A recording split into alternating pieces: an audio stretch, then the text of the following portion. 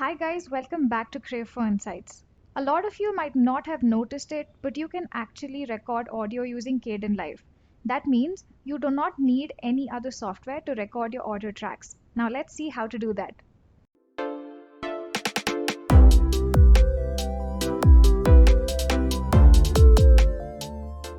First you right click here, then click on Insert Track.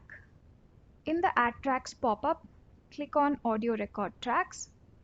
You can choose if you want to place the audio record track above or below the already existing tracks.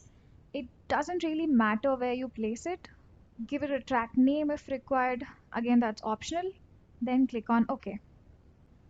So here you can see your audio record track in the timeline.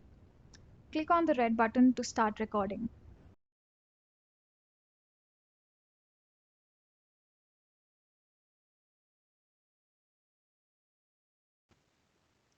Now this is what is getting recorded.